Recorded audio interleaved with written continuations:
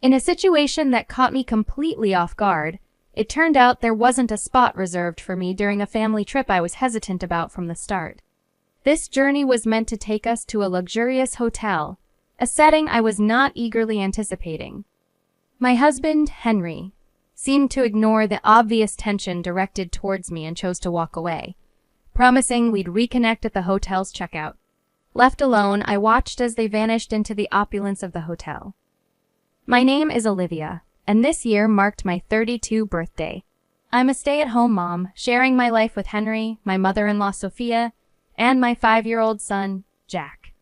Henry and I first crossed paths on a blind date 5 years back, leading us to tie the knot and enjoy what appeared to be a loving and dispute-free life, at least in the eyes of our neighbors. Our bliss was further solidified 4 years into our marriage with the birth of our son, Jack. Despite his busy schedule, Henry was a hands-on dad, contributing significantly to childcare, leaving me with no real grievances. Our household dynamics took a hit about 3 months ago following the death of my father-in-law, necessitating Sophia's move into our home. It had been ages since I last saw her, with our only encounters being at our wedding and a visit to announce our engagement. Unfortunately, my initial impressions of Sophia were far from favorable, in stark contrast to the warmth and kindness shown by my father-in-law. Sophia's skepticism about my suitability as Henry's wife was palpable, questioning his choice in me and predicting a future filled with challenges. Despite Henry's efforts to win her over, her disapproving gaze lingered. Eventually, she conceded, influenced by her husband and Henry, though her upfront criticisms in my presence were hard to forget and remain a point of contention to this day. Feeling a bit anxious about how things would pan out, I decided to adopt a positive attitude and do my best to get along with Sophia once she moved in with us. When she arrived, along with her things, I jumped in to help with the unpacking. Sophia was surprisingly sweet with Jack, who had just turned 5, showering him with attention while Henry and I sorted through her belongings. I took charge of organizing the smaller items while Henry handled the heavier lifting. The process was pretty smooth, and before I knew it, only a few bits and pieces were left for me to arrange. During the unpacking, I placed a fake plant in a spot I thought would brighten up the room. However, Sophia questioned my choice, suggesting a different location. Her tone felt a bit harsh, but I brushed it off, thinking maybe she just had a strong opinion about room aesthetics. I moved the plant without arguing, hoping to keep the peace. Meanwhile, Sophia spent some time with Jack and then turned her attention to the TV, leaving me to juggle watching Jack and finishing up the unpacking. Henry was taking a well-deserved break after all the heavy lifting, so I didn't want to disturb him. I wrapped up with a mix of emotions, trying to convince myself that Sophia was just adjusting to her new surroundings, which helped me set aside my growing irritation. However, Sophia's critiques became a daily occurrence. One morning, after getting up early to prepare breakfast for everyone, I decided to take a short break. That's when Sophia commented on the state of the house, urging me to clean instead of resting. Her relentless criticism, combined with her absence during the day and lack of contribution, started to wear me down mentally. I eventually brought up my concerns to Henry, hoping for some support, but his response was disappointing. He suggested I should be more understanding, considering the recent loss of his father. His lack of intervention left me feeling helpless and alone. My nights ended with me lying in bed, overwhelmed and on the brink of tears, thinking about my situation. On one such night, Jack's cries broke the silence, but my exhaustion made it difficult to get up immediately. That's when Sophia burst into my room, berating me for not tending to my son right away, accusing me of neglecting my responsibilities as a mother. Her words stung, but wanting to avoid further conflict, I silently got up and went to comfort Jack, carrying the weight of the day's tensions with me. That night, sleep evaded me entirely. With Henry having the day off, I mulled over what special dish to prepare for lunch, wanting to make something delightful for everyone. As I was considering my options, Sophia began to get lunch ready. When she laid out the meals, it became apparent that a plate was missing mine. I've prepared food for Henry, who works tirelessly, and my beloved grandson. Naturally, there's nothing for you. You'll have to fend for yourself, she declared. This left me feeling utterly humiliated. It dawned on me then her actions weren't just harsh admonitions. They were deliberate acts of bullying. a realization that hit me hard. I had always tried to see Sophia's behavior as tough love, thinking maybe she was pushing me to be a better partner for Henry. Without this perspective, I felt like I would crumble under the pressure. Unable to retort and feeling increasingly isolated, I poured my heart out to a childhood friend after dropping Jack off at daycare. "This is outright bullying. How are you managing to cope?" she asked, concern lacing her voice. Sharing the ordeal with her, I found myself breaking down, unable to hold back tears any longer. My friend's support was unwavering. "You're stronger than you realize, and you'll get through this. Let's think of a plan," she encouraged, giving me a glimmer of hope. Though our conversation was brief, it lifted a weight off my shoulders. Following her advice, I decided to discreetly record the daily goings-on at home. I picked up an affordable recorder on my way back from picking up Jack and set it up in a hidden spot at home. Amidst my cleaning spree, I stumbled upon a piece of paper that had slipped out of one of Sophia's drawers. It was a personal loan agreement with a staggering sum of $20,000. Shocked, but realizing its potential significance, I pocketed the document. Later that evening, with Sophia back and Henry returning just in time for dinner, we sat down to the usual setting Sophia's complaints. Out of the blue, she mentioned a discount coupon for a luxurious spa hotel she had received from a friend, clearly hinting she wanted to use it. Henry was instantly supportive of the idea, and even Jack seemed thrilled at the prospect.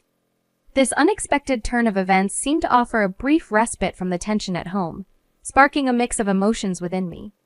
Truthfully, I wasn't excited at the thought of joining them on the trip, anticipating nothing but discomfort for myself. Yet, surprisingly, Sophia extended an invitation my way, acknowledging my hard work around the house with an offer to tag along. Her unexpected gesture left me stunned, considering her usual behavior towards me. For a moment, I dared to hope her intentions were genuine, not spiteful.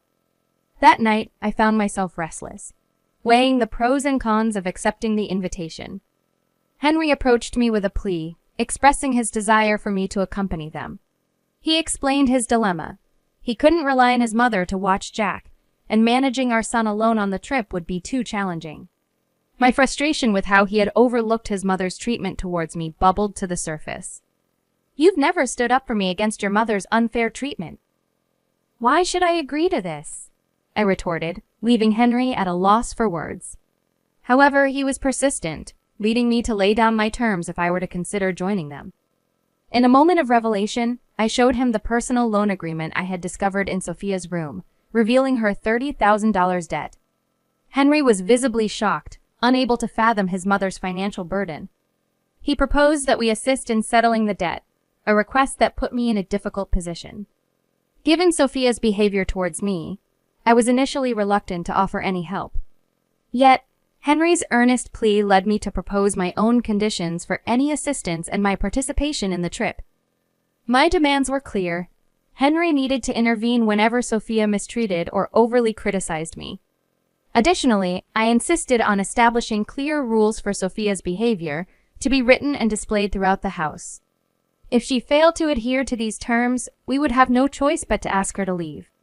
Henry agreed to my terms, and we decided to implement these changes after our return from the trip.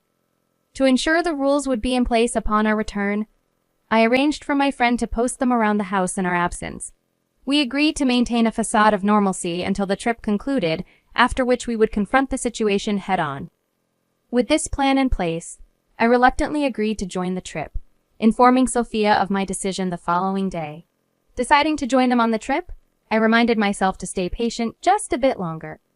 On the departure day, as Henry was gathering everyone's luggage, Sophia immediately showed her true colors. "Let Olivia handle the bags," she demanded, a clear attempt to belittle me right from the start. Henry gave me a look of apology, but to avoid any conflict, I complied, albeit reluctantly. The bags were heavier than I expected, and managing them while also looking after Jack was no small feat. I silently worried about my dwindling energy reserves, fearing I wouldn't have any left to enjoy our luxurious hotel destination. The journey to the hotel involved a scenic Amtrak ride followed by a drive through mountainous terrain. The hotel itself was a sight to behold, with its stunning exterior and interior exuding luxury. Jack's excitement was palpable as he darted around exploring, while Sophia seemed to appreciate the decor before heading to the front desk for our check-in.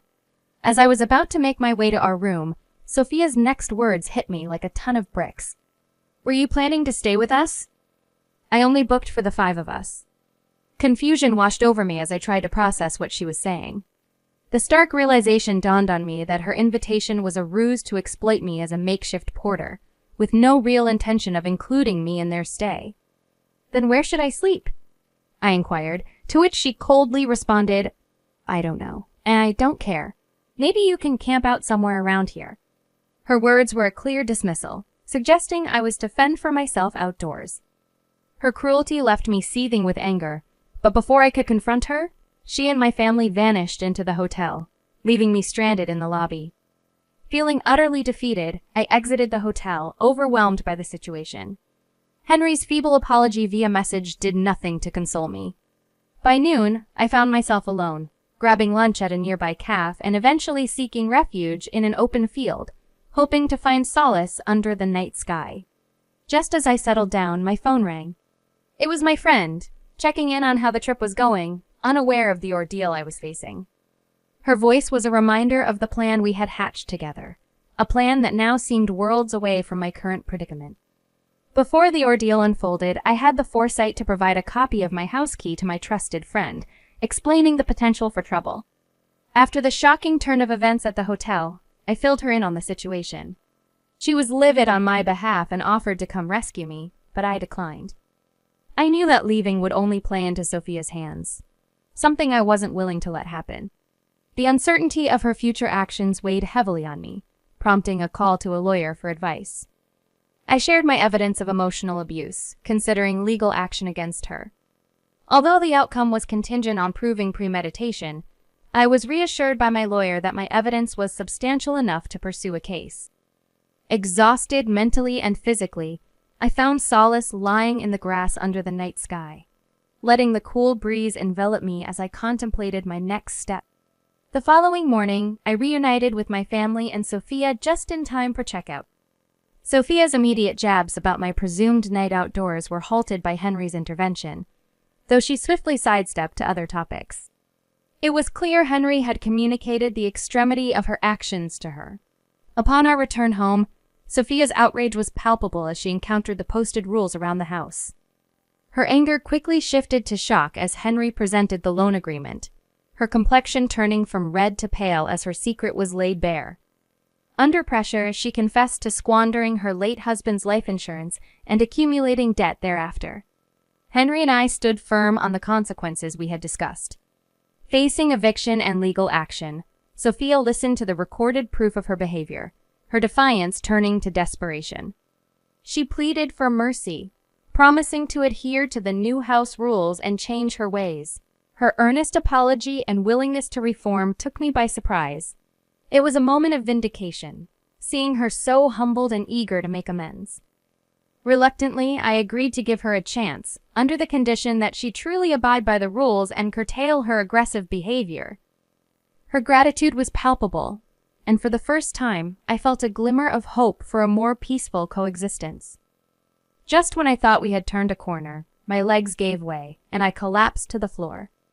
Henry quickly helped me into a chair before turning his frustration towards his mother, his voice laden with disappointment and disbelief.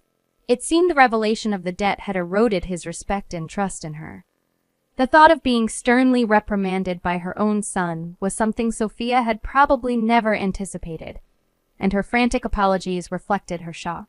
After the confrontation, she spent the day in silence, her gaze lost to the sky, signaling a seismic shift in the household dynamics. The following morning, I stuck to my routine, getting up early to prepare breakfast. Despite the recent upheaval, Sophia slipped into old habits, throwing a barbed comment my way. However, this time, Henry immediately countered her with a firm reminder of their recent discussion, leaving her speechless and retreating to the sofa. I couldn't help but stifle a chuckle at the scene, but focused back on breakfast.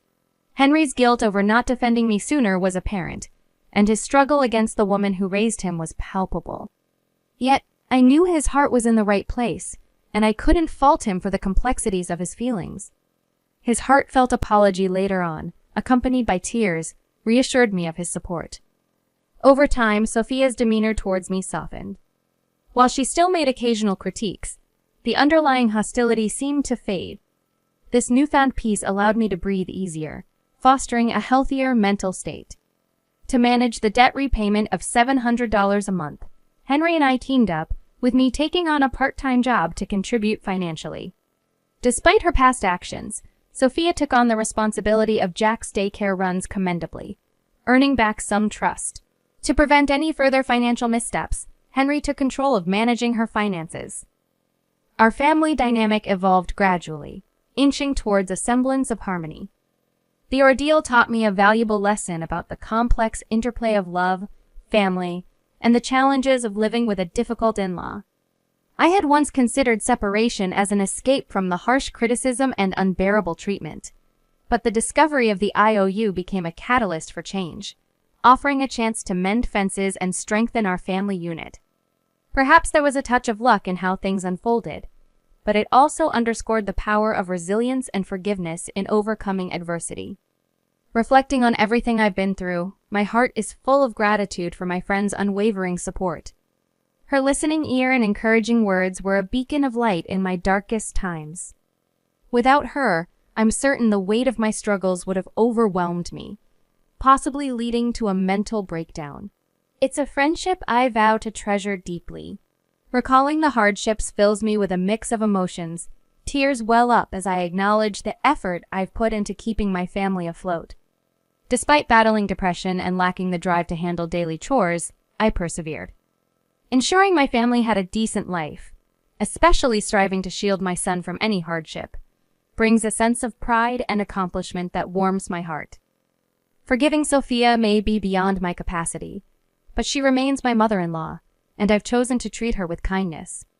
Time has a way of softening the sharpest edges of our conflicts. Since those challenging days, years have passed. My son has blossomed, eagerly stepping into his preschool years. We're on the cusp of paying off the debts and are exploring the possibility of moving to a new home, marking a fresh start for our family. Sophia has gradually begun to assist me, easing the once tense atmosphere in our home. My bond with Henry has grown stronger, enriched by our experiences and mutual understanding. We're even contemplating the joy of welcoming another child into our lives. Our family stands on solid ground now, a testament to resilience, love, and the quiet strength that comes from facing life's trials head-on. I'm committed to continuing my efforts, nurturing this stability, and fostering a loving environment for my family.